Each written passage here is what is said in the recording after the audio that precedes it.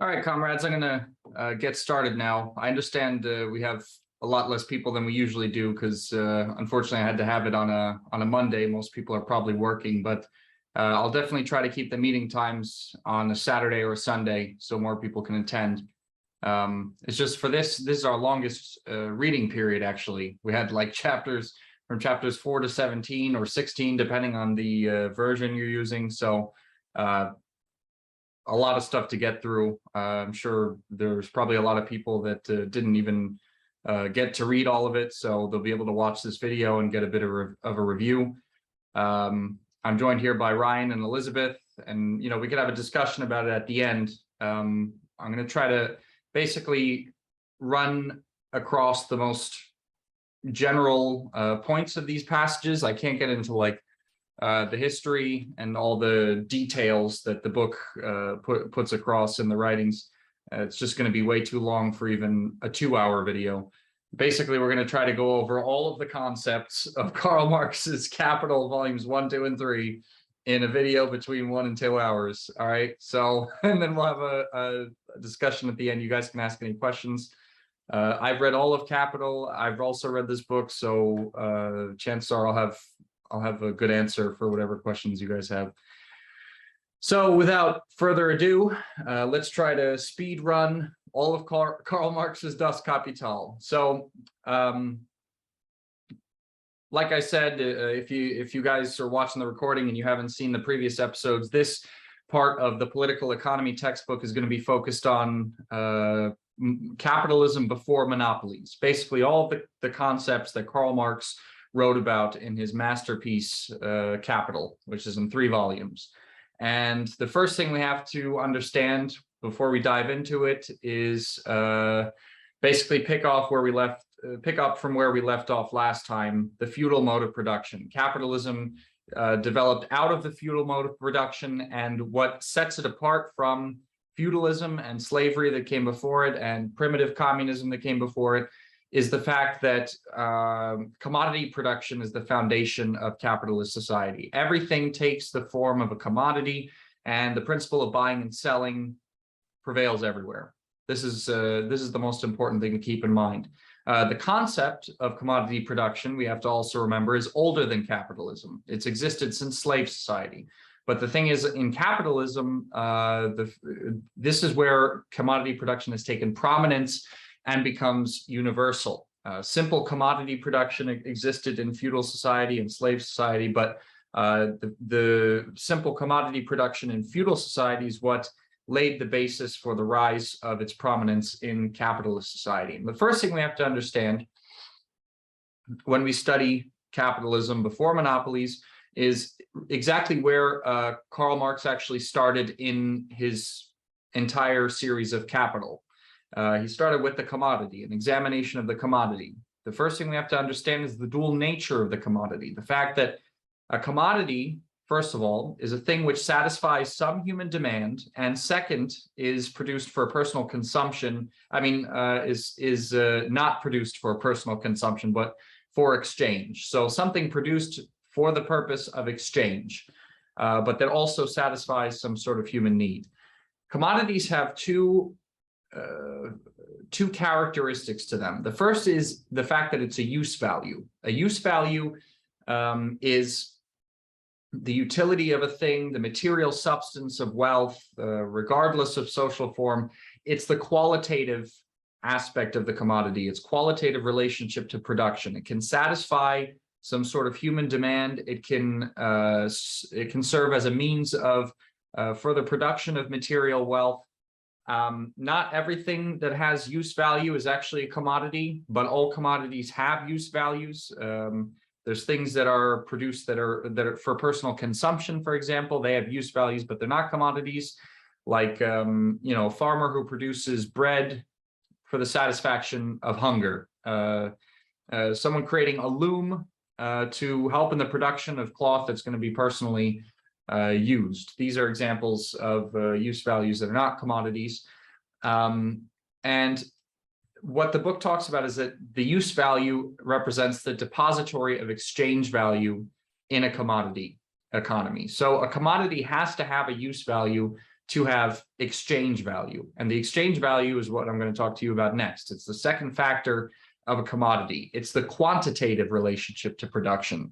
One type of use value is exchanged for that of another in an equivalent quantity. For example, one axe is exchanged for 12 kilograms of grain. So 12 kilograms of grain and one axe have the same exchange value. You see, they enter into a quantitative relationship. They equalize themselves in terms of how much quantity there is of each commodity. And this brings us to basically the whole point of this book, the fact that commodities can be traded in accordance with specific quantities. It means that they must have a common basis, and that common basis is that they're all products of labor. And this is where we get to the concept of the law of value, that that the value of products are determined by the average socially necessary labor time used to create them. We're going to talk about that soon. Commodities are traded, like I said, as exchange values according to the socially necessary labor time that it takes to produce them. And I'm going to talk about how we measure labor according to Karl Marx's findings. We have the concept of socially necessary labor time. That's the average amount of labor time required to produce a commodity at any given level of production. So the important factor here is that we're talking about the socially necessary average amount of labor. So if someone puts more work into producing something that is then is socially necessary, that person is actually going to be working unprofitably, because they're putting more work in than the average for society needs, and therefore they're wasting their time. But if someone puts in less work to create a commodity than is the socially necessary average, then they're actually going to be working hyper productively. They're going to be working in a more profitable way than the average person in society is creating commodities. Another thing we have to consider is the productivity of labor. When we talk about this, that's the amount of products that can be created in a given amount of time. So we're measuring labor in terms of time and space here. It grows, productivity grows as the instruments of production are improved or fully utilized. Higher productivity means less time is necessary to create the same amount of commodities. That's pretty straightforward. And that goes hand in hand with the intensity of labor. That's the amount of labor that's expended within a given time. That also plays into the kind of measuring of value that's determined by the amount of labor that goes into a commodity. So value is the social labor of commodity producers embodied in a commodity. That's what the book says. That's the Marxist understanding of what value in commodities means. Material wealth that is useful but not the product of labor. Air, for example, has no value. All right, because there are things that are considered material wealth but don't have any sort of that are not the product of labor but are useful. These have no value. Material wealth that required a huge amount of socially necessary labor have a high level of value. One example of this is diamonds. And the magnitude of value is determined by labor time. The longer it is socially necessary to produce a commodity, the higher its value. So we're talking about the amount of time, the intensity of labor, all of these things in communication with one another. And when we talk about labor, we have to understand that it also has a twofold character. There's concrete labor and abstract labor. Concrete labor is the qualitative character of labor. Just like commodities have a qualitative character, which is its use value. A table is hard and it doesn't shake and it allows you to put things on it. That's the use value of a table. The qualitative character of labor, or the concrete nature of labor, is what creates the use value of a commodity. It's basically what determines that type of labor. Like a joiner uses an axe, a weaver uses a weave. These are aspects of these are examples of concrete forms of labor. Abstract labor is the quantitative character of it. The parallel you can draw is to exchange value. Really, this abstract labor is what gives rise to the exchange value, the tradability of commodities. This is this common essence behind all forms of concrete labor, despite their qualitative differences, specific to the commodity economy. So there is also a quote that Marx wrote in Das Kapital that I wanted to share. He writes, on the one hand, all labor is, speaking physiologically, an expenditure of human labor power. And in its character of identical abstract human labor, it creates and forms the value of commodities. On the other hand, all labor is the expenditure of human labor power in a specified form and with a definite aim. And in this, its character of concrete, useful labor, it produces use values. So this is basically exactly what Karl Marx said when he wrote Capital, discussing the difference between concrete and abstract labor, okay? And we also have to understand that, going hand in hand with this difference between concrete and abstract labor, there's the difference between simple and complex labor. This is also a dual nature of labor. Simple labor is the labor of a worker who has no special training, who creates commodities that don't require any sort of special training. Complex labor is basically understood in political economy as multiplied simple labor. Labor that is simple multiplied by the labor expended on the worker's training, on the raising of his degree of skill. So it creates value of a higher magnitude than that which is created by simple labor. The reduction of various forms of complex labor to simple labor takes place spontaneously under commodity production based on private property. For the sake of time, I'm going to skip a lot of what was said about money, except for several key moments, because if you want to hear a bit about money, we talked about it a bit in more detail in the last episode, the pre-capitalist modes of production, when it emerged in slave society. But basically, the main takeaways we have to understand here when thinking about the capitalist system and political economy is that money has 5 functions. It doesn't just serve as a measure of value or a means to trade things. There's many purposes to money. The first one is a measure of value. Number 2 is a medium of circulation. Number 3, it's the means of accumulating value in society. Number 4, it's the means of payment. And number 5, it's a worldwide currency. Okay, these are the 5 aspects of money we have to keep in mind when we're going to go deeper into what Karl Marx was talking about in relation to his analysis of capitalism and the circulation of capital. Another thing about money I wanted to say was this part about inflation in political economy, because I think it's really useful for people to understand, especially Marxists, and super relevant to today's society. It says, an extraordinarily large issue of paper money leading to its depreciation and used by the ruling classes for the purpose of transferring the burden of state expenditure onto the backs of the working masses and increasing their exploitation. This is called inflation. Inflation, which gives rise to an increase in the cost of goods, bears heaviest upon the working people because the wages and salaries of the workers lag behind the rise in prices. Capitalists and landlords benefit from inflation, owing above all to the fall in the real wages of industrial and agricultural workers. Inflation benefits those capitalists who export their commodities. This is also important to understand. As a result of the fall in real wages and the reduction thereby of the costs of production of commodities, it becomes possible for them to compete successfully with foreign capitalists and landlords and increase the sale of their commodities. So basically, inflation is, in this sense, the textbook is talking about how it's used as a form of class struggle against the working class by the bourgeoisie.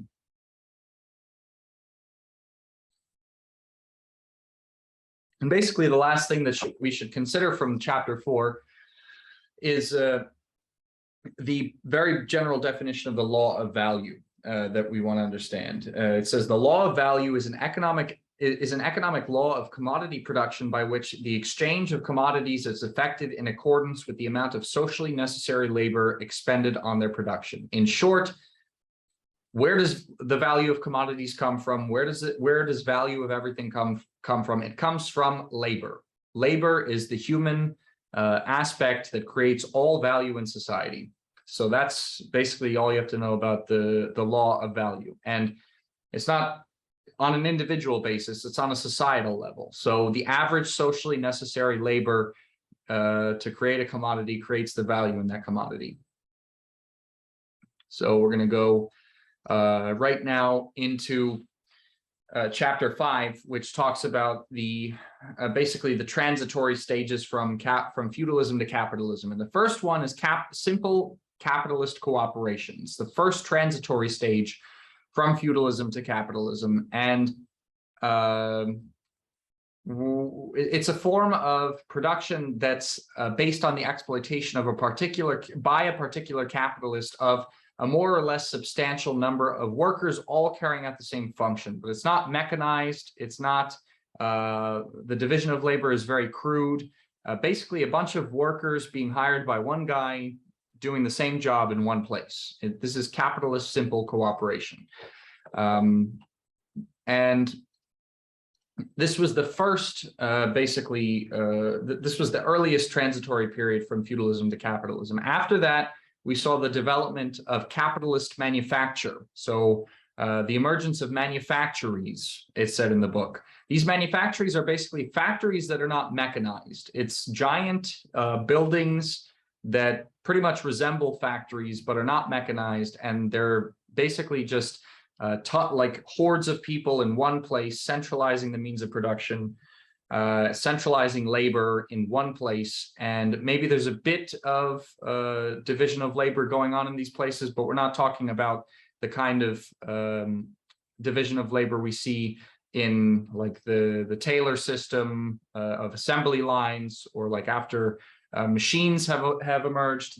We haven't gotten there yet. This is still pretty technologically backwards, but it's the transitional form between the petty production of artisans and craftsmen, basically, who had their own shops and were disconnected, and large-scale capitalist machine industry. It's a transitionary period before those.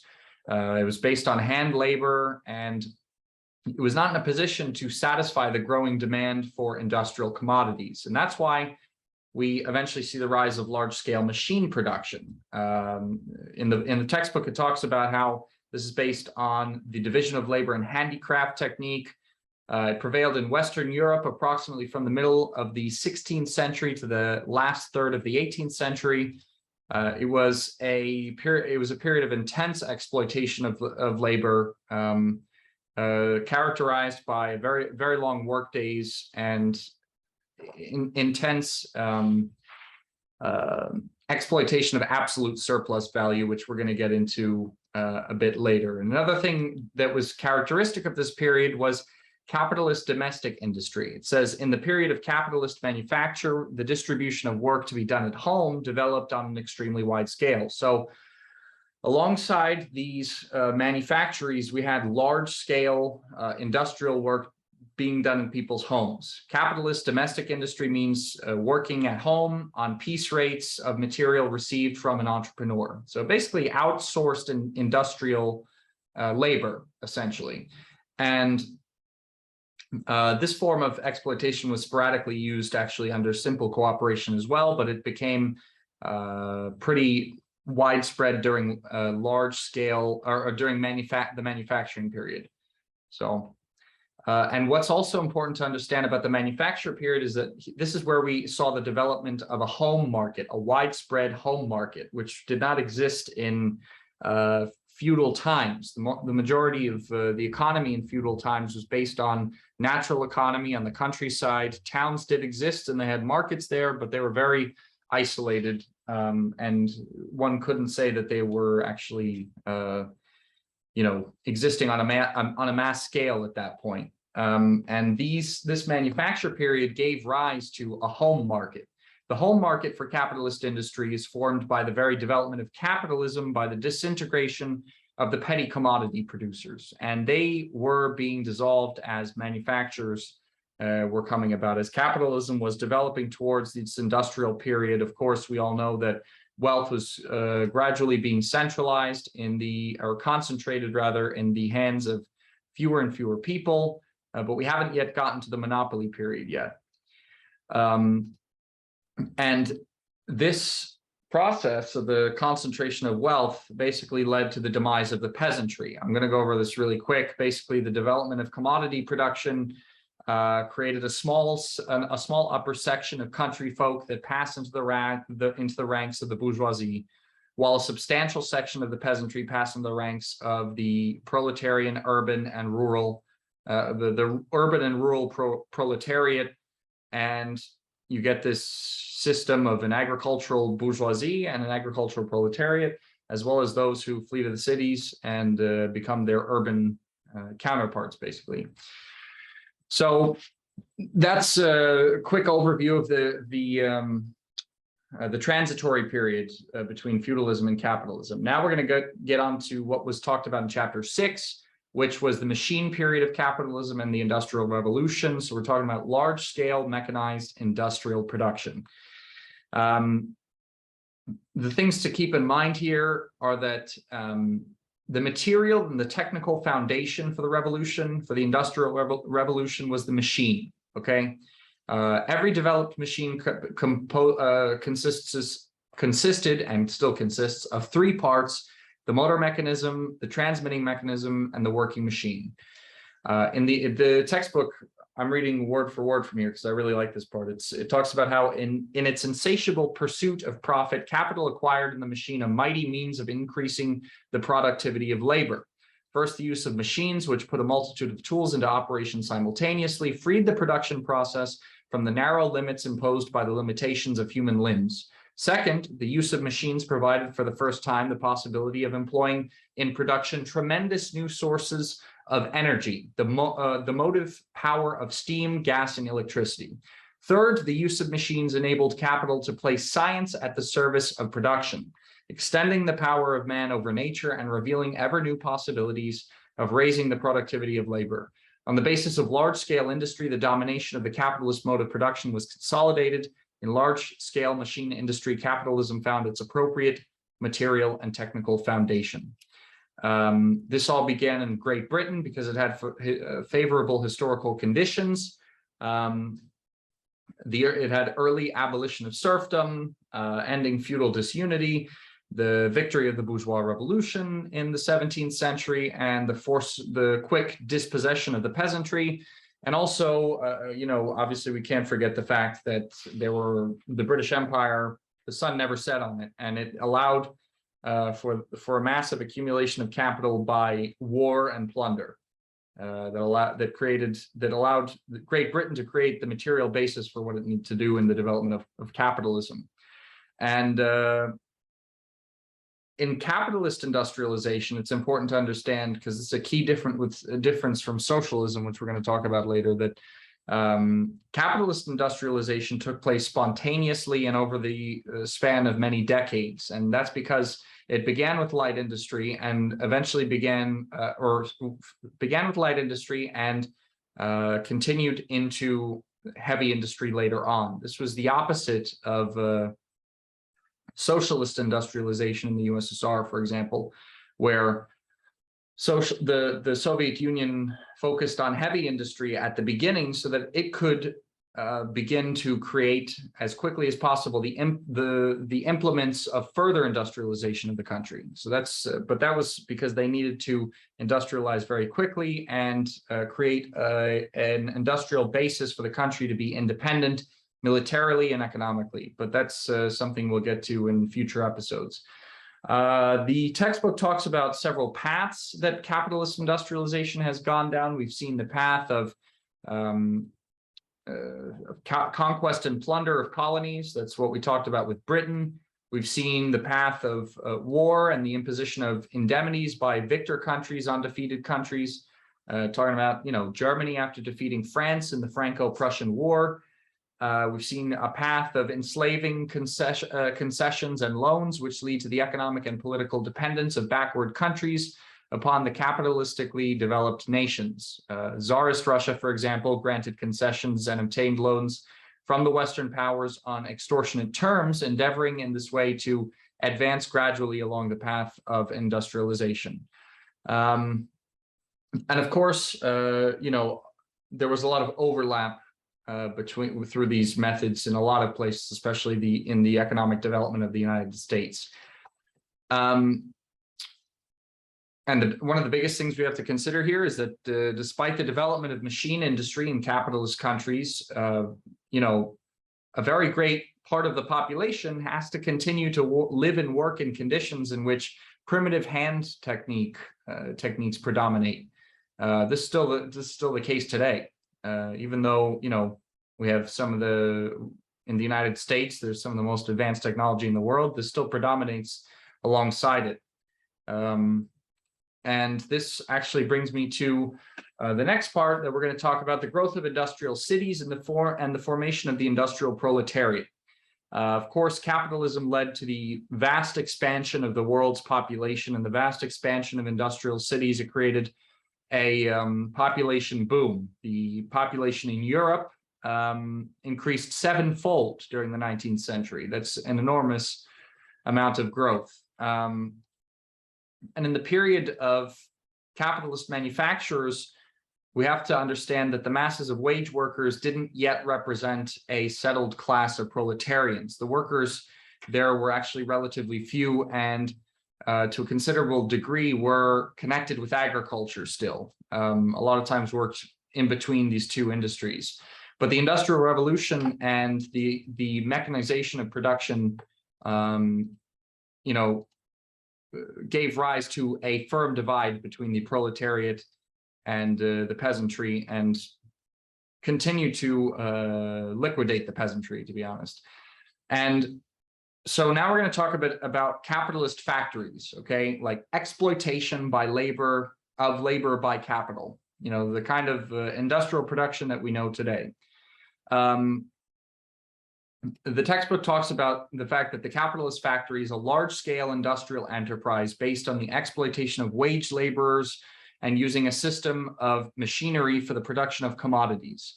The introduction of machines ensures a tremendous growth in the productivity of labor and reduction in the value of commodities.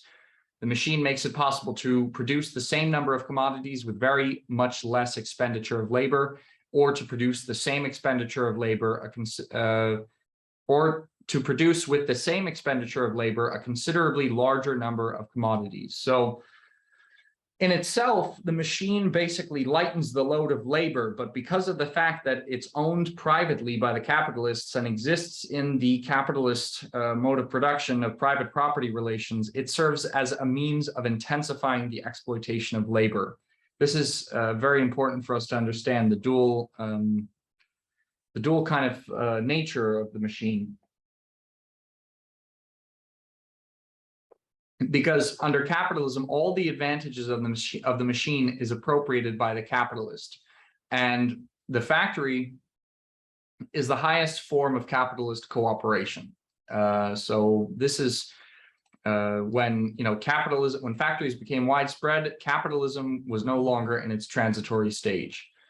It also talks about capitalist labor discipline, which is the fact that workers work under the discipline of hunger. Basically, under it, the worker lives constantly under the threat of dismissal from the factory and fear of finding himself in the ranks of the unemployed. There's also barrack discipline, which is characteristic of the capitalist factory. Workers are punished by means of money fines and deductions from their wages. This is how workers are kept in line in the capitalist mode of production.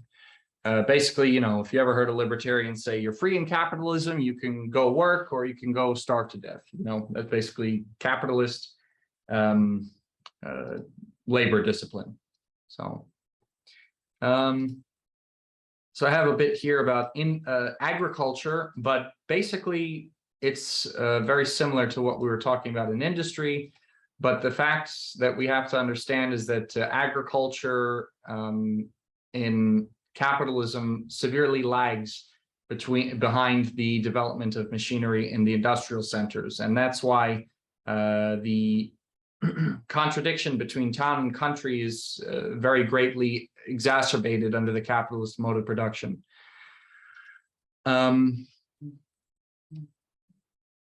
Yeah, also the widespread use of agricultural machinery under conditions of capitalism hastens the process of differentiation among the peasantry. Here it says, Lenin actually wrote this, that the systematic employment of machinery in agriculture squeezes out the patriarchal middle peasant as inexorable as the steam-driven loom squeezes out the hand-loom weaver. So this is also important to understand. But we also should understand about industrialization that capitalist industrialization socializes the means of production. So one of the byproducts of the fact that small petty producers were liquidated in favor of massive factories is that the society's producers of value are all in one place. That's called the socialization of production. It says, on the basis of large-scale machine industry is a spontaneous process of extensive socialization of labor by capital. First, as a result of the use of machines in industrial production, the fact that that's concentrated socializes production.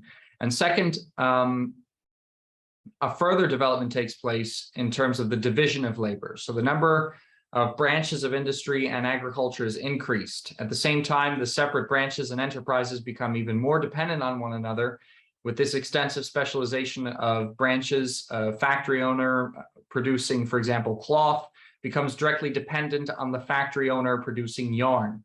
The latter upon a capitalist who produces cotton and an owner of an engineering works of collieries, etc., etc.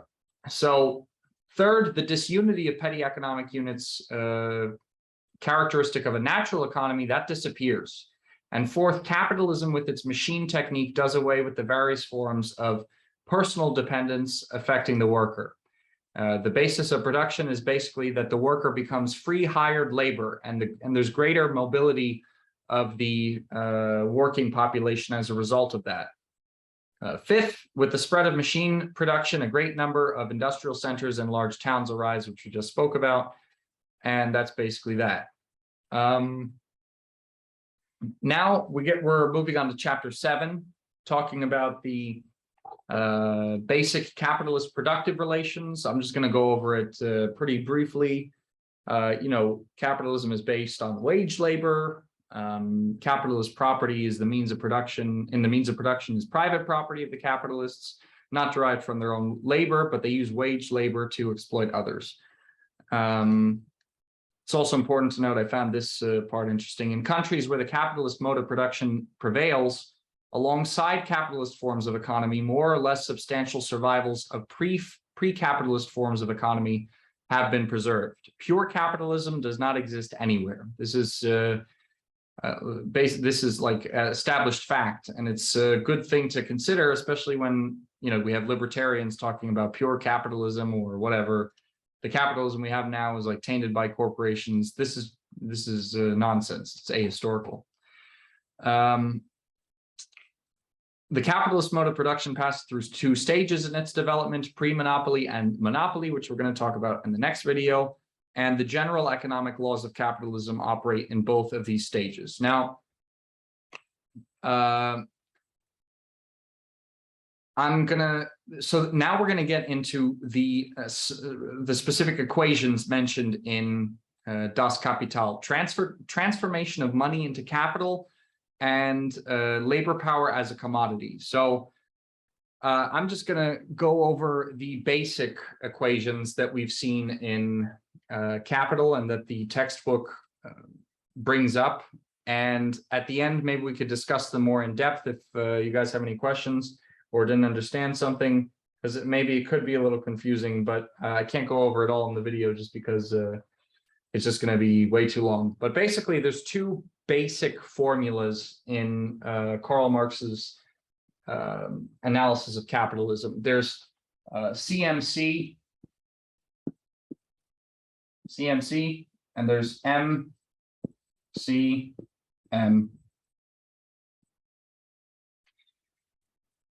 these equations, the C means commodity and the M means money. So what these 2 equations are characteristic of the way that the proletariat relates to production and the way the capitalist relates to production. In the productive process, the proletarian puts in a commodity into the productive process. He's forced to sell his labor power. So the C here is the laborer's commodity. It's his labor power. And after the productive process is done, he gets money in return for it.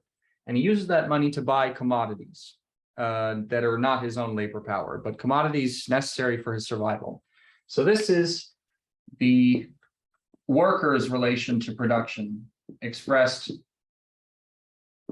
in this formula. This is the capitalist's relation to production, very generally.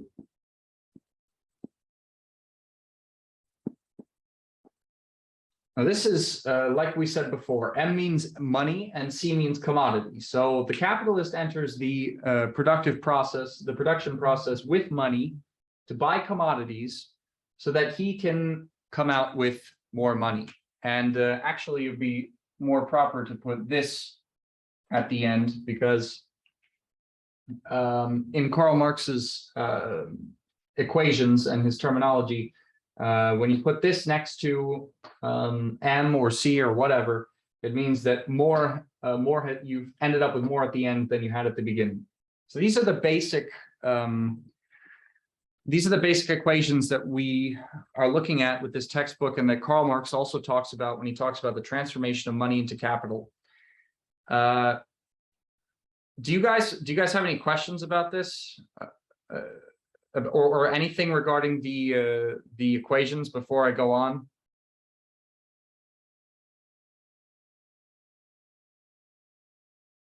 No questions? All right. We could talk more about it at the end then, when we get more into the more complicated aspects of it. But so there they are, the equations. Now, labor power as a commodity, we have to talk about this. Labor power as the aggregate of physical and mental qualities of which a person disposes, of which he puts into action whenever he produces material wealth, is a necessary element of production in any form of society. Only under capitalism, however, does this become a commodity, okay? The textbook also talks about how the use value of the commodity labor power is its capacity to be the source of value, and withal of more than it possesses itself. So the use value of labor is the fact that it produces value. It produces surplus upon itself. And the production of surplus value is connected to the basic law of capitalism. Surplus value is the value created by the labor of a wage worker over and above the value of his labor power and appropriated by the capitalist without payment. So surplus labor is the result of the worker's unpaid labor. That's what surplus value is. The working day in a capitalist society is divided into two parts. There's the necessary labor time and the surplus labor time. The labor of the wage worker into necessary labor time, during the time of the workday that the laborer works in the necessary area, he's reproducing the value of his labor power. So he's working to afford the necessities of life. During the surplus time, he creates surplus value. He creates value above and beyond what he needs to survive. And that is appropriated by the capitalist. And the pursuit of surplus value is the principal driving force of the development of the productive forces under capitalism. None of the previous forms of society based on exploitation, neither slavery nor feudalism, possessed such a force, hastening forward the growth of technique. Production of surplus value is the basic economic law of capitalism. So now we're going to get into the entire productive cycle. And to do that, we need to understand the basic concepts. The first concepts that we have to talk about are, we're going to explore capital a little bit. So capital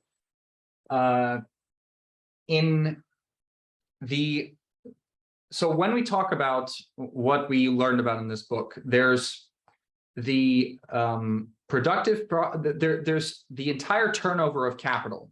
And within the turnover of capital, there's the productive process and the circulation process. And depending on where capital is located, it has different relations to to the process of exchange and production. But in terms of the productive element of capital, we're talking about two aspects. We're talking about constant and variable capital. So there's constant capital and variable capital. Constant capital is basically the machinery that's not active labor that's engaged in the productive process. And the variable labor is the variable capital is the labor in the form of a commodity that the capitalist buys to insert into the productive process. One of the things that I always found interesting is that the constant capital, Marx calls it also dead labor. The capital is like dead labor, vampire-like. It only lives by sucking living labor and lives the more labor it sucks. That's basically constant capital. And bourgeois economists call capital every instrument of labor and every means of production, beginning with the stones and sticks of primitive men. But this definition of capital has the aim of concealing the essence of the capitalist exploitation of the worker and of showing capital as some sort of eternal and unchanging condition for the existence of any human society. I took this quote directly from the textbook because we hear this all the time from capitalist economists. They call capital basically anything ever put into the productive process at any sort of socialist social relations, and that's not a good. That's an inaccurate description of what capital is. Let's see. We talked about variable capital, constant capital.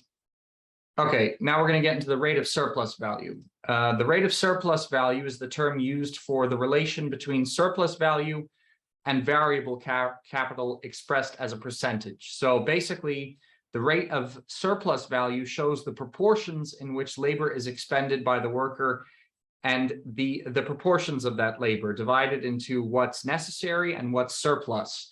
So if the rate of surplus value is very high, that means the exploitation of the worker is high. That means the amount of, I mixed it up there.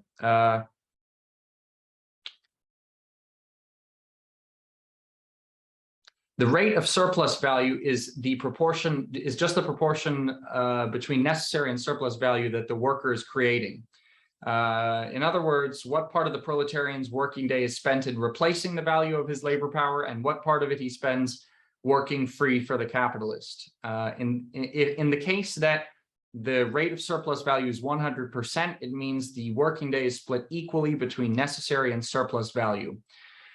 And as capitalism develops, the rate of surplus value grows, expressing the increase in the degree of exploitation of the proletariat by the bourgeoisie. Still more rapidly grows the mass of surplus value as the number of wage laborers exploited by capital increases as well. Now we're going to talk about the exploitation of labor. The main things to keep in mind is that there's absolute exploitation of labor and there's relative exploitation of labor. Absolute exploitation of labor is the capitalists, basically how long the capitalist is making the worker work in a given day. If the capitalist intensifies the absolute surplus value extraction, he's making the worker's working day longer or more intense. Relative surplus value is the increased exploitation of surplus value through the development of the productive forces, basically. So increasing the productivity of labor, introducing more advanced technology, this is going to allow the capitalists to exploit better the relative surplus value of the workers. And then there's also, we should also keep in mind there's such thing as extra surplus value. This is an important role in the development of capitalism. It's in this society's development because it's obtained when individual capitalists introduce advanced machinery, they introduce something into the productive process that makes their that makes the necessary amount of labor put into their commodities lower than the socially necessary level. So this gives them hyper profits over what the rest of society is making, the rest of the other capitalists. So this is called extra surplus value. We have to talk about, there's the working day and its limits. The textbook talks about the difference between the physical limits of the working day, which is the limit at which, you know, the capitalist can no longer make the worker work unless they're going to start killing them. Basically, the worker is not going to have enough time to fulfill his own needs and to reproduce his necessary labor time. That's the physical limit of the working day. And then there's the moral limit of the working day that the textbook talks about, which is the limit at which the worker can both reproduce reproduce himself to labor and also to fulfill his cultural needs, you know, to have rest and grow as an individual through culture and enjoying what society has to offer. Capital, in its insatiable greed for surplus value, does not want to reckon with even the purely physical limits to the working day, let alone the moral ones. As Marx put it, capital is ruthless toward the life and health of the worker. The rapacious exploitation of labor power shortens the proletarian's lifespan and leads to the exceptional increase in the mortality rate among the working population. That's basically what the textbook talks about in terms of the physical limits and moral limits of the working day under capitalism. Now we're going to talk about a bit about the class structure of capitalism.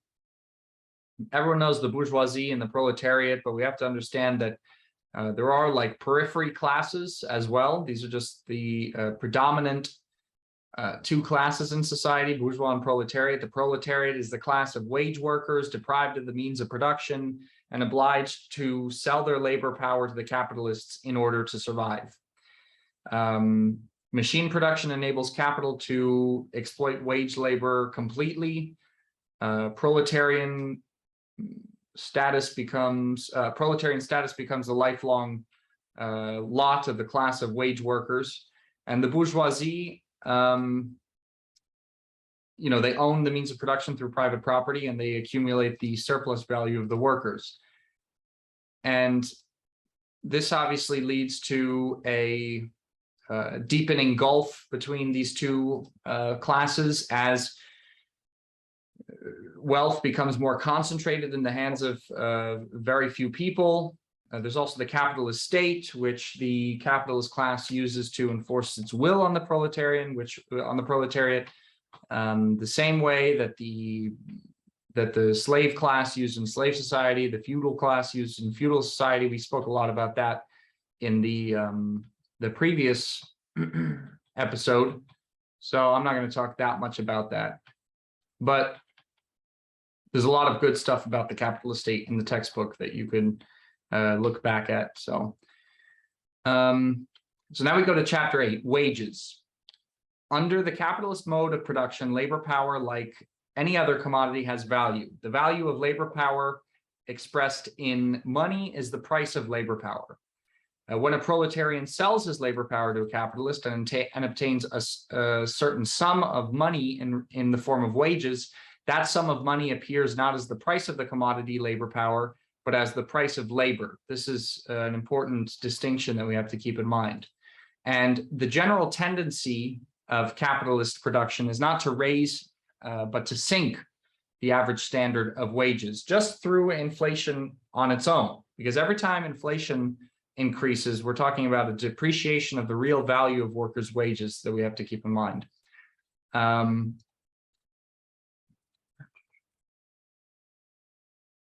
The prices of commodities vary in capitalist economies, both above and below their value under the influence of supply and demand, but they always, but unlike the prices of other commodities, the price of labor power tends to fall below its value. And the reason for this is because of the existence of unemployment. The capitalist tries to buy labor power as cheap as he can when there is unemployment, the supply of labor power, which exceeds the demand for it.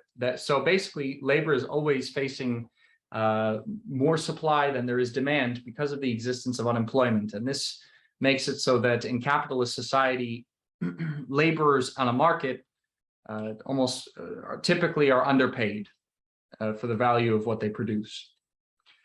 We also see the rise of the cost of living, the commodity. Yeah, the rise of the cost of living. We see taxation and rent. These also typically rise and depreciate the wages of the worker, but we all know that. I mean, most of us are workers. We live with that. And the textbook also talks a bit about the history of struggle to raise wages, how proletarians have organized themselves into trade unions throughout history, and in response, the capitalist class has organized itself into its own employers' associations to break strikes, to bribe reactionary trade union officials, and to protect their interests outside of what the state already does. So we're going on to chapter 9 now, the accumulation and impoverishment of the proletariat. And this part of the textbook starts with a general rule for all societies, really. If a society is to live and develop, it needs to produce material wealth. It can't stop producing and it can't stop consuming. That's true of any society. And that's where we're going to start. And the continued renewal and ceaseless repetition of the productive process is called reproduction. So we're going to talk about capitalist reproduction. And there's two types of reproduction, simple and extended reproduction. Under simple reproduction, we're talking about the productive process is completely reproduced, but all of the surplus is consumed individually by the capitalists. So the means of production are reproduced the way they were. Extended reproduction means repetition of the production process on an enlarged scale. So the previous productive forces are reproduced and then some. So not all of the surplus of material wealth is produced, is consumed directly by the capitalists. And to be honest, like simple reproduction is more of a theoretical concept at this point, because almost always we're going to be talking about extended reproduction under capitalism. Capitalist simple reproduction, blah, blah, blah. Okay, this is all stuff I just talked about. Yeah, well, basically the point why we're almost always going to talk about extended reproduction is because the purpose of the capitalist's existence under capitalism is the accumulation of wealth. And the only way to accumulate wealth is through extended reproduction. So we have to keep that in mind as we move forward in understanding this stuff. We have to understand the organic composition of capital.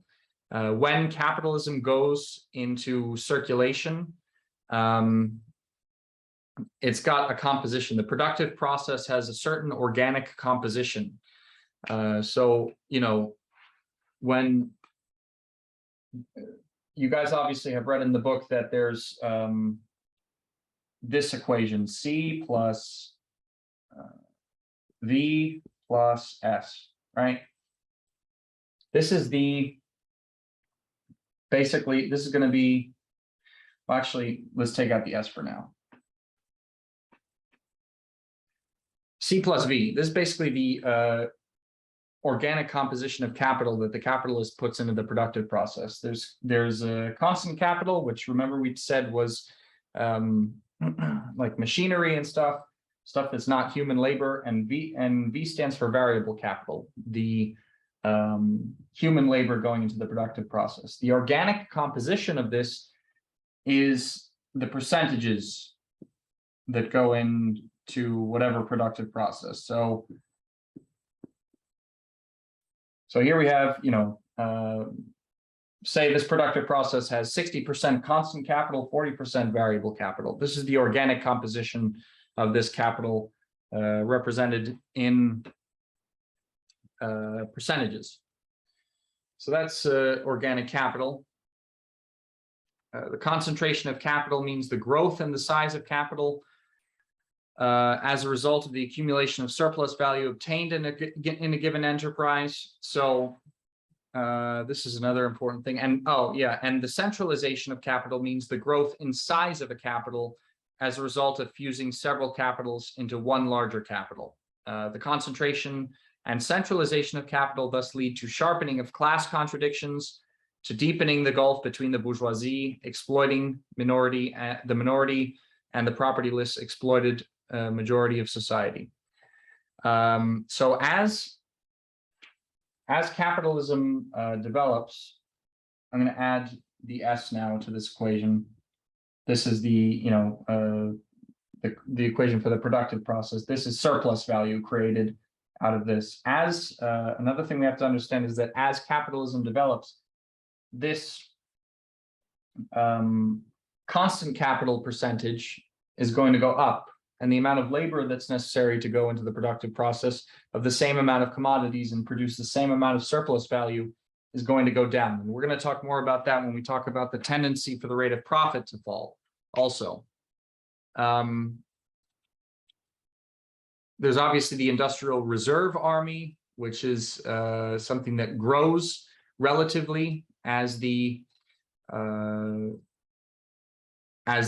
capitalist society develops. We have here in the textbook, it says, as capital accumulates and its organic composition increases, like I said before, capital increases, labor decreases. The demand for workers relatively contracts, although the total number of the proletariat grow in proportion as capitalism develops. As a result, the substantial mass of workers are unable to find application for their labor. Part of the working population becomes redundant, forming the so-called relative surplus population. This surplus population is relative because part of the labor power available in surplus is surplus only in relation to the requirements of the accumulation of capital. So that's all I'm going to talk about with that. The general law of capitalist production is that the proletariat faces basically guaranteed impoverishment, two forms of it. Relative impoverishment of the proletariat means that in bourgeois society, the working class's share of the total national income steadily decreases, while at the same time, the share of the exploiting classes steadily grows. So this is like what we're talking about when we see that billionaires and capitalists around the world have concentrated such a higher percent of the world's wealth into their hands now than 40 years ago, even though workers are probably, well, I wouldn't even, well, I guess in some ways workers' living conditions are better than they were 40 years ago, but relatively they've been impoverished because the society has grown, its bounty has grown, and left it in the dust in comparison, the working class. And absolute impoverishment of the proletariat means the direct lowering of its standard of living, which actually we can see has happened since 40 years ago as well. The fact that it's harder for people coming out of university to get a good job and enjoy the same level of living conditions that their grandparents did after World War II, for example, when it was a lot easier for people to do that, to support a family with one job that didn't require a university education.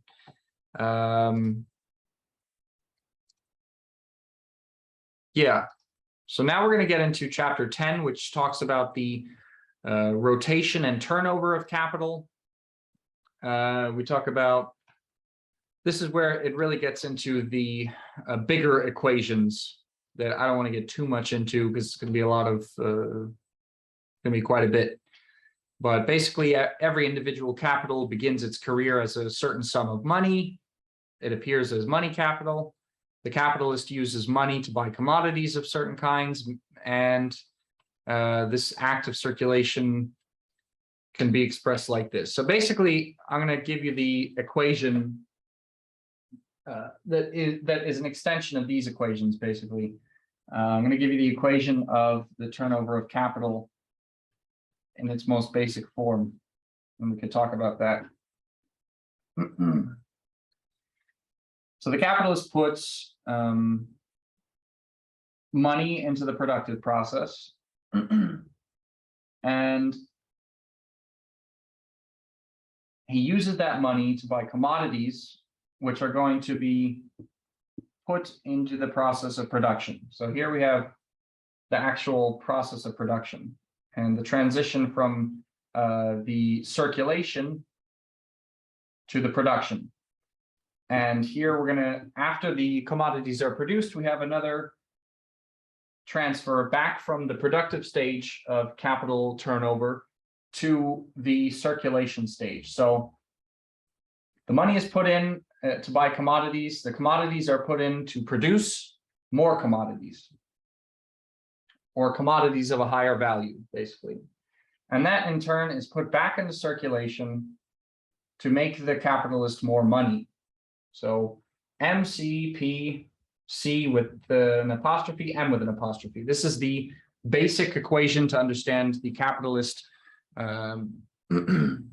turnover cycle. And the capitalist will use this money to basically do this all over again.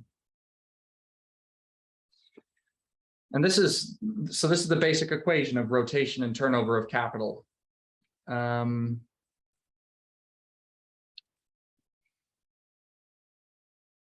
And this is also mentioned in the textbook as productive consumption of commodities. So when the capitalist uses the surplus value from labor exploitation, not to buy some luxurious stuff for himself, but to put it back into the reproductive process to make more money, more capital.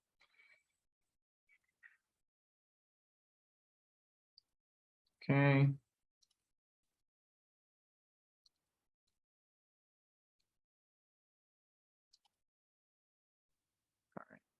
I'm just reading through my notes here. It's basically everything I just helped you guys. I just explained to you guys.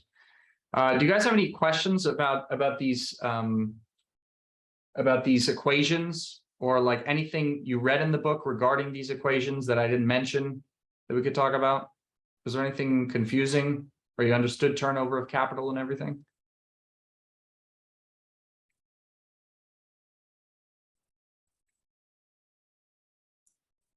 All right. I was a little confused about the difference between relative and absolute impoverishment. They seem to kind of overlap a lot, but maybe I'm just not understanding it. Well, relative impoverishment is when the general wealth of society increases, right? And the workers living today might be living better than they were 20 years ago, but the gulf in living standards between the capitalist class and the working class is much larger than it was back then. That's relative impoverishment of the working class. Absolute impoverishment would be like, the fact that, the real buying power of the working class right now in 2022 is a lot lower than what it was for many workers back in post-war World War II, when you could buy 2 cars and a house, on a single person's salary and support a family. That's just like impossible now. That's an example of absolute impoverishment. Marissa, did you have any questions so far? No, I don't. I'm just listening. But thank you. This is great. Yeah, no problem. All right, I'm just going to mention, I'll go on then, and I'm going to mention one last concept in terms of the circulation of capital, because there's also the concept of fixed and circulating capital. So what we have to also understand in this equation is that capital is serving a different purpose in these parts than when it's serving a purpose in this part. This is the industrial productive process, and this is the process of circulation. So when we talk about capital in this stage, we look at it as we look at it as what I explained before in terms of constant and variable capital. The capitalist puts money into buying the commodities which are split into variable capital and constant capital. But once it enters into the productive process, those two forms of capital, their relations change a bit. So we understand the stuff in the productive process not as variable and constant capital, but as fixed and circulating capital. So fixed and circulating capital, basically fixed capital is anything that's in the production process that does not give all of its value to the production of commodities all at once. So, for example, a big piece of machinery that you use over and over and over, it little by little puts its value into a large amount of commodities, and over time experiences wear and tear. Circulating capital is capital that you need to buy every time there's a productive cycle. So we're talking about the raw materials, the labor necessary, everything that needs to be bought for every turnover of capital is considered circulating capital. And this is how we understand it in the productive, in the production stage of the turnover of capital. So that's fixed and circulating capital. Now I'm going to talk a little bit about I'm going to go into chapter 11, talking about average profit and the price of production. This is where it talks about a bit, this equation that I mentioned early, actually. It's in this chapter that it talks about the value of constant capital, variable capital, and surplus value. This is the equation to understand the value of a commodity. So every commodity has value that comes from constant capital, value that comes from variable capital, and surplus value, which is the result of the labor put into the commodity. And one second.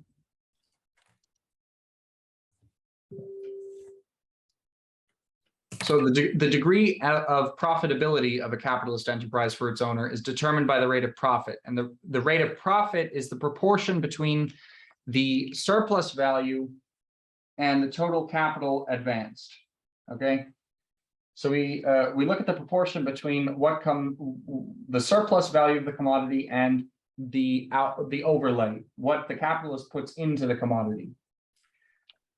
And so in as much as the total capital advanced is greater than the variable capital, the rate of profit is less than the rate of surplus value. Oh, actually, sorry, that's something else. We're talking about the rate of profit right now. The rate of profit depends, first of all, on the rate of surplus value. This is what I want to say. The higher the rate of the surplus value, the higher, other things being equal, the rate of profit. Okay, so these aren't exactly the same thing. But the rate of profit for a capitalist relies on the rate of surplus value. And what's important to understand is what I spoke about earlier. If the bigger the composition of organic capital, so the bigger the constant capital share of this equation is in relation to the variable capital, the lower the profitability is going to be. The reason for that is because less labor is being put into each commodity, and we all know that that profit comes from the value in a commodity, and or the surplus. Sorry, the profit comes from the surplus value of a commodity. And the less labor that's put into a commodity means less surplus value, because labor is what creates the surplus value, not constant capital. And that's why there's a tendency of the rate of profit to fall, which I also wanted to talk about, because as technical progress becomes more advanced this part of the organic composition of constant capital becomes bigger and bigger. More technology is put into the equation and less human labor is used. And this is what gives rise to the tendency of the rate of profit to fall. But there are a lot of ways that this is counteracted. That's why we call it the tendency for the rate of profit to fall, not the law or anything like that. One way to do it is to intensify the exploitation of the working class. The second is technological progress that raises the organic composition of capital, gives rise to unemployment, and presses upon the labor market.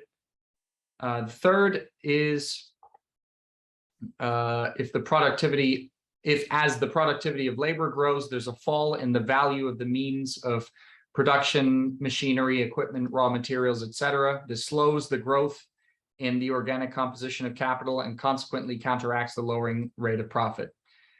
Fourthly, the lowering of the average rate of profit is counteracted by economy in constant capital affected by the capitalist at the expense of the health and lives of his workers. And fifth, the fall in the rate of profit is held up because of the non-equivalent exchange which exists in the sphere of foreign trade, which the entrepreneurs of advanced capitalist countries, through selling their commodities in colonial colonies, obtain super profit. This is basically outsourcing. The fact that capitalists outsource labor to the third world and make super profits off of that, that is, I would say, the main, after my studying of imperialism in our stage of society, this is the main way that capitalists hold the tendency of the rate of profit to fall at bay. Now we're going to get into chapter 12, which talks about merchant capital. And this is important to understand because, again, with this equation, this is the turnover of capital, but value is only created in this middle part of the equation. That is when value is actually created, the productive process.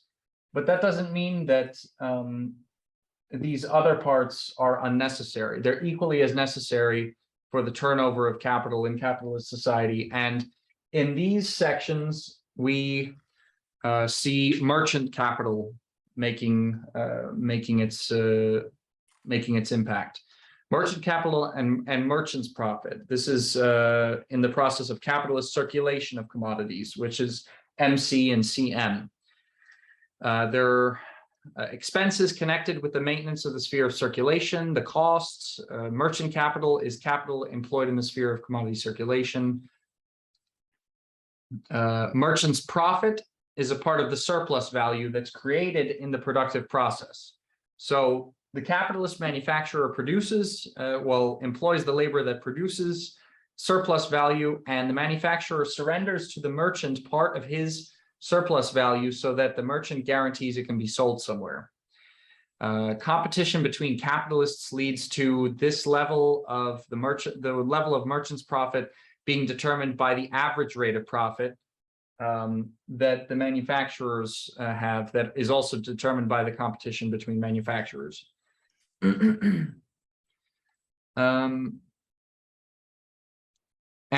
This is another important thing that Marx talks about. So in the productive process, value is created, but in the circulation process, value is realized.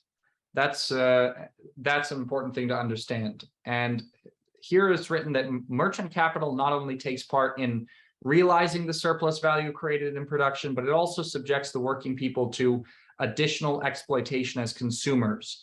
Merchants, when they try to make a profit, they inflate prices by all means available. They extensively practice the giving of short weight and short measure to customers and sell poor quality and adulterated goods. That still happens in capitalist society. It's like an irrevocable part of it, basically. So capitalist commodity exchange, we just talked about this. Foreign trade, we should also talk a little bit about that. It's another way for capitalists to make more money. I just copied and pasted this from the textbook. The extension of world trade in itself expresses the development of the international division of labor connected with the growth of the productive forces. For the capitalists, foreign trade serves as a means of increasing profits. In their hunt for profit, the capitalists are constantly seeking new markets for their goods and sources of raw materials. The limitations of the home market resulting from the impoverishment of the masses and the seizure of internal sources of raw material by large-scale capitalists intensifies their striving to establish supremacy in foreign markets. This is the main thing we have to understand here. Chapter 13 talks a bit about loan capital and interest. There's a lot to be said about that, but basically the capitalists who give out loans to other parts of the capitalist class, they make their money off of the industrial surplus value as well, kind of like, skim the cream off the top. And the profit, the rate of interest is tied to, or the average rate of interest is tied to the rate of profit. That's important to understand.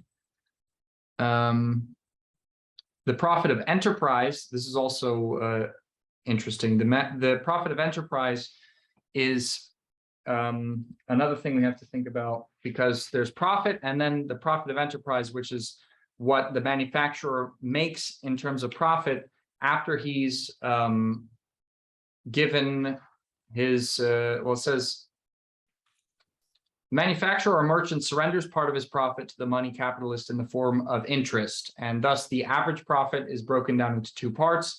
The part which remains with the industrialist or merchant, the functioning capitalists, is called the profit of enterprise. So I'm going to skip credit and fictitious capital. You guys could read about it.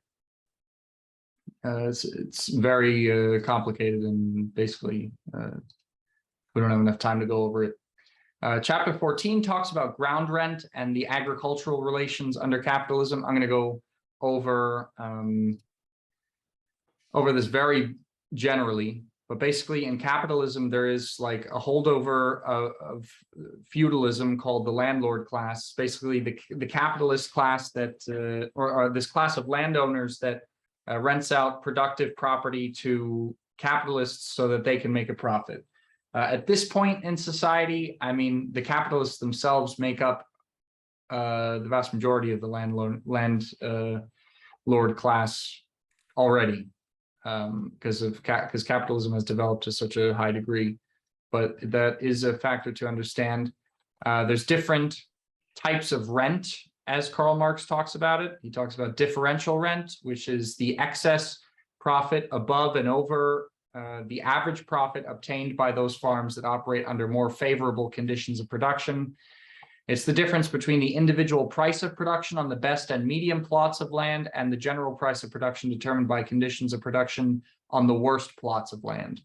There's two forms of differential rent. There's differential rent 1, which is connected with the difference in the fertility of the soil and in the location of the pieces of land in relation to markets.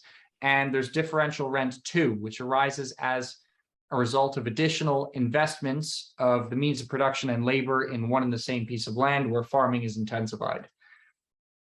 There's also absolute rent, which is the excess of value over the general price of production, which is created in agriculture in consequence of its lower organic composition of capital compared with industry, and is appropriated by landowners thanks to private property and land. Monopoly rent is also there. It's additional income received owing to the price exceeding of the value of a commodity produced in especially favorable natural conditions. And basically this landlord class is like a parasitic class. They don't have any sort of relation to material production. And if they didn't exist, the price for agricultural products, even in capitalism, would be would be considerably lower. And rent in extractive industries is basically the same thing. So in chapter 15, we see the national income. The aggregate social product is the entire mass of material wealth produced in society over a definite period of time. Usually a year is what's taken. Talks about the state budget, the fact that it's an instrument for the redistribution of part of the national income in the interests of the exploiting classes. The overwhelming expenditure of the capitalist state is unproductive. A great portion of it goes to war and war preparation, as we know, who live in America. And during wars, a huge amount of that is spent in directly subsidizing capitalist businesses, not just wars, but also crises, subsidizing capitalist businesses and guaranteeing them high profits. As we saw in 2008, the government bailed out these capitalist corporations that basically ruined the economy. The capitalist state obtains the bulk of its revenue by way of taxes, obviously. So now we're going to get to the final part of this, chapter 17. If you're reading one version, but on some versions, it's chapter 16. Economic crises of capitalist production. So the inevitable crises of capitalist production are crises of overproduction. Okay.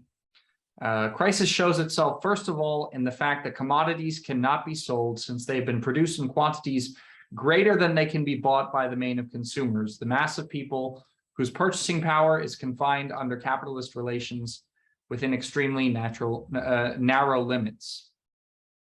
These surplus goods, they encumber the warehouses. Capitalists curtail production and dismiss workers. Hundreds of thousands of enterprises are closed down. Unemployment increases sharply. A great number of petty producers are ruined in both town and country. I mean, a lot of this is what the capitalists call supply chain disruptions, to be honest. That has a lot to do with overproduction in certain industries. Overproduction of commodities during crises is not absolute, but relative. This means that an excess of commodities exists only in relation to demand, effective in terms of money, but not at all in relation to the actual requirements of society. Obviously, during crises, the masses experience want of elementary necessities. Millions of people starve because too much grain has been produced. People suffer from colds because too much coal has been produced. Working people are deprived of the means of livelihood just because they produce those means in too great a quantity. And that's, the huge contradiction of capitalism that the French utopian socialist Fourier described as plenty becomes the source of poverty and want.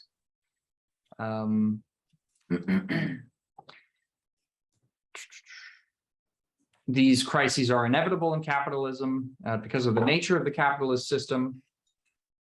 To abolish them, you have to abolish the capitalist system. They recur at definite intervals of time, usually between 8 and 12 years.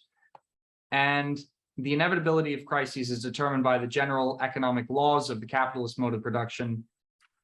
Like I said before, because of the nature of capitalist production in general.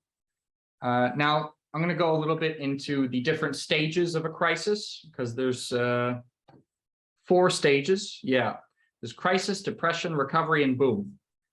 And the fundamental phase of the cycle is the crisis, which provides the starting point for a new cycle. The crisis is that phase of a cycle in which the contradiction between the growth of the productive potential and the relative reduction of effective demand breaks out in an acute and destructive form.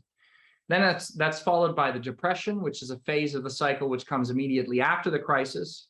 Then we see recovery, which is that phase in which enterprises revive from their disturbed condition and proceed to an extension of production. And the boom, that's the phase of the cycle in which production rises above the highest point attained in the previous cycle before the crisis. So each crisis gives a stimulus to the mass renewal of fixed capital, and endeavoring to restore the profitability of their enterprises by means of a sharp reduction of prices. The capitalists, besides intensifying the exploitation of the workers, are obliged to introduce new machinery new machine tools, and new methods of production. This is the way capitalism develops, through booms and busts. It brings about mass unemployment, which condemns hundreds of thousands and millions of people to enforced idleness, poverty, and hunger. It leads to a sharpening of class contradictions, and every crisis brings nearer the downfall of the capitalist mode of production. And at the end of this long marathon's sprint through Karl Marx's Capital, I'm going to finish with this quote about crises. The monopoly of capital becomes a fetter upon the mode of production which has sprung up and flourished along with and under it. Centralization of the means of production and socialization of labor at last reach a point where they have become incompatible with their capitalist integument. This integument is burst asunder, and the knell of capitalist property sounds. The expropriators are expropriated. Marx wrote this in Capital. And that's basically a quick run through of chapters 4 through 16 or 17, all of the political economy textbook based on capitalism before monopolies. So do you guys have any questions? You want to go in depth about something? I didn't talk about absolutely everything. So if there's something I didn't talk about, you had questions on or wanted to talk about it, we could do that now.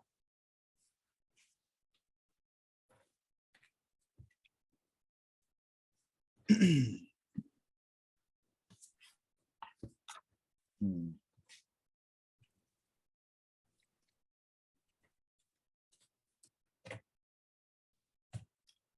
mean, I think you did a really good job at summarizing. There is a lot of material here. This is basically summarizing all of Capital, that 3-volume project. I mean, this book did a really good job at condensing that information, I think. Yeah, I think, and that's why I chose this textbook to read with you guys, because it's like a very not so scary way to read all of Capital. And yeah. to be honest, after reading all of Capital and reading this textbook, I have to say you're not missing anything from Capital by reading this textbook. And there's all of the main takeaways and essential features. I mean, I enjoyed reading Capital just because it was like Capital, you know. I don't regret reading it, but you get everything you need from this textbook, from that section. So yeah, and I think they draw out like the points of the state, for example, is a lot easier to understand here, whereas if you're working in Capital, it's kind of like spread out through a few chapters and it takes a while to understand. Marissa, was everything clear to you? Did you have any questions or?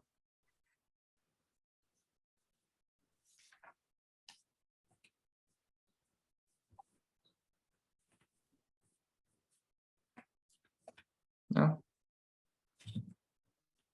All right. Well, I guess we'll end it here then. I'll upload this as a recording so that people who couldn't join will be able to take a look at it. And next week we'll have a much more tame reading assignment. It's going to be chapters 18 or 17, depending on whatever version you have, to probably 21. But basically the section on monopoly capitalism, concepts from Vladimir Lenin's Imperialism, the Highest Stage of Capitalism. This is gonna, yeah, that's what we're gonna read about. We're gonna read about capitalism in its monopoly period. I think it's gonna be kind of hard for me to meet next week, so I think I'm just gonna give people 2 weeks again anyway. And we'll try to meet on, let's see, on August 6th. I'll write in the chat. So, all right. All right, cool. Well, thanks guys for joining us. And yeah, hope you like the book so far. and see you in 2 weeks. Cool. Thanks, Don. Yep.